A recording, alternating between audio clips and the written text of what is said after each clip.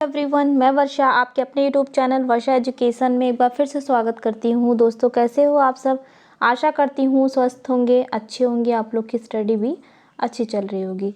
दोस्तों, आज की क्लास में हम लोग पढ़ने वाले हैं आधुनिक काल के अंतर्गत जो छायावाद युग आता है उसको हम लोग पढ़ेंगे। ठीक है, मैंने आप लोग को आधुनिक कालखंड के अंतर्गत भारतेंदु युग, द्विवेदी युग को अच्छे से कवर करा दिया हुआ है और उससे संबंधित जितने भी महत्वपूर्ण प्रश्नावली है दोस्तों वो भी बिल्कुल कंप्लीट जो है हो चुकी है। जो लोग वो वीडियो नहीं देखे होंगे वीडियो जाके ज़रूर देख लें, बहुत ही हेल्पफुल होगा आपके एग्ज़ाम के लिए।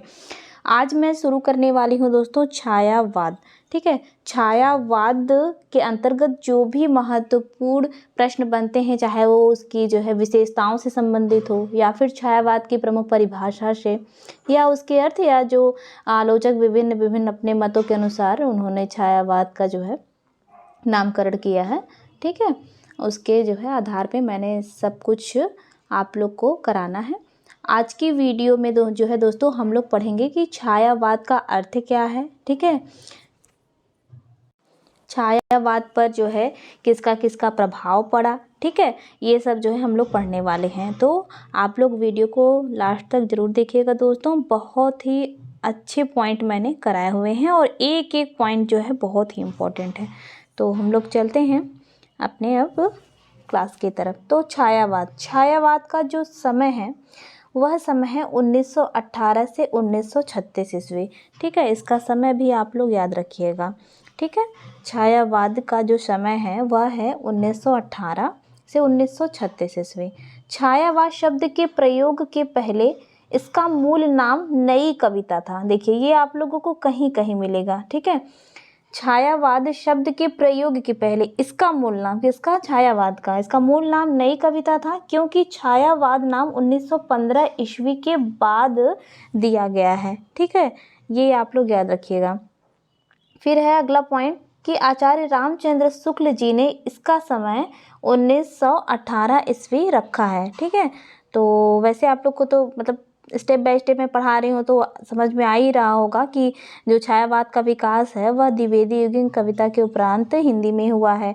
ठीक है, मोटे तौर पर कहा जाए तो छायावाद की जो काव्य की समय सीमा है वह है 1918 से 1936 ईस्वी मानी जाती है। ठीक है, लेकिन रामचंद्र शुक्ल जी के अनुसार ये सब बहुत ही अच्छे पॉइंट है। ठीक है, एग्जाम में पूछता है कि आचार्य रामचंद्र शुक्ल जी ने भी छायावाद का प्रारंभ 1918 ईस्वी ही माना है। ठीक है, ये आप लोग याद रखिएगा। फिर अगला पॉइंट है कि 1918 ईस्वी में झरना का प्रकाशन हो चुका था। ठीक है, झरना क्या है? झरना जो है जयशंकर प्रसाद जी की रचना है दोस्तों। ठीक है, झरना 1918 ईस्वी में झरना का प्रकाशन हो चुका था तथा निराला, सूर्यकांत त्रिपाठी निराला जी की प्रसिद्ध कविता जूही की कली। ठीक है, ये सब जो है सारे इंपॉर्टेंट कीवर्ड है। जूही की कली जो कि 1916 ईस्वी में प्रकाशित इनकी ये कविता है, प्रकाशित हो चुकी थी। ठीक है, फिर अब आप लोग को याद रखना है एग्जाम में यहाँ से प्रश्न आता है। इसका समय तो मैंने बता दिया 1918 1936 रामचंद्र शुक्ल जी के अनुसार। अब यहाँ से अच्छे प्रश्न बनते हैं कि छायावाद पर जो है, छायावाद काव्य पर किसका किसका प्रभाव पड़ा हुआ है। ठीक है, 5 पॉइंट में मैंने जो है शॉर्टकट बताया हुआ है।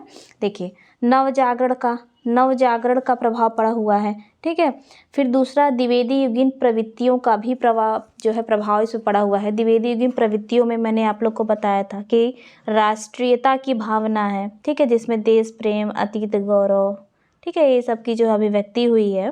फिर इतिवृत्तात्मकता भी है द्विवेदी युग की काव्य प्रवृत्ति, उसमें भी उसका भी प्रभाव जो है छायावाद पर देखने को मिलता है। नैतिकता है, प्रकृति चित्रण देखने को मिलेगा इसमें, छंदों की विविधता तो है ही, और सामाजिक समस्याओं का चित्रण। सामाजिक समस्याओं में आप मान के चलिए जैसे कि बहुत सारी है, छुआछूत है, दहेज प्रथा और बाल विवाह, नारी की दयनीय स्थिति, ये सब को जो है काव्य का विषय बनाया गया है। ठीक है, तो दूसरा पॉइंट ये हो गया छायावाद पर प्रभाव। फिर तीसरा जो है स्वच्छंदता, रोमांटिसिज्म। ठीक है, स्वच्छंदतावाद का भी जो है प्रभाव देखने को मिलता है छायावाद पर। फिर अगला है कि राष्ट्रीय स्वाधीनता आंदोलन का भी, ठीक है, राष्ट्रीय स्वाधीनता आंदोलन का भी प्रभाव फिर अगला क्या है कि प्रथम विश्व युद्ध 1914 ईस्वी में जो है आप जानते ही होंगे कि हुआ है, तो इसका भी जो है प्रभाव देखने को मिलता है इसमें।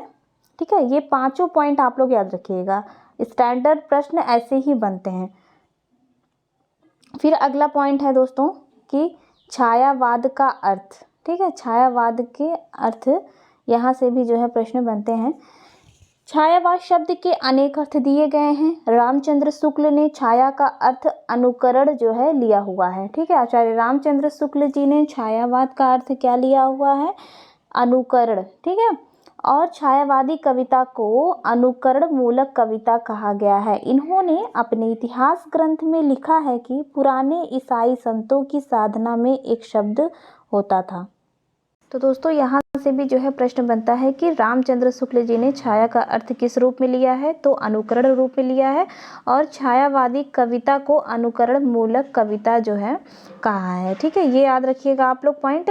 और मैं यहाँ भी आप लोग का क्लियर कर देती हूँ, ये जो मैंने आप लोग को बताया हुआ है कि छायावाद पर किसका किसका प्रभाव पड़ा है। तो देखिए तीसरा पॉइंट होगा स्वच्छंदतावाद का। ठीक है, रोमांटिसिज्म जिसे कहते हैं, इसका मतलब यह हुआ जैसे कि सूक्ष्म सौंदर्य का जो वर्णन आता है। ठीक है, स्वच्छंदतावाद के अंतर्गत आता है। आप लोग नोट कर लीजिएगा, स्वच्छंदतावाद लिखिए, जैसे यहाँ लिखा हुआ है, मैं बोल रही हूँ तो उसको आप लिखते रहिए। जैसे कि अशरीरी प्रेम का वर्णन हुआ, सूक्ष्म सौंदर्य का वर्णन हुआ, प्रकृति का मानवीकरण, ठीक है, आध्यात्मिक रहस्य अनुभूति, ये सब जो है किसके अंतर्गत आता है? ये सब स्वच्छंदतावाद के अंतर्गत जो है आता है। ठीक है, और बाकी तो द्विवेदी युगीन की प्रवृत्तियां तो दिखाई देती ही हैं, ये तो मैंने आप लोग को बताया है।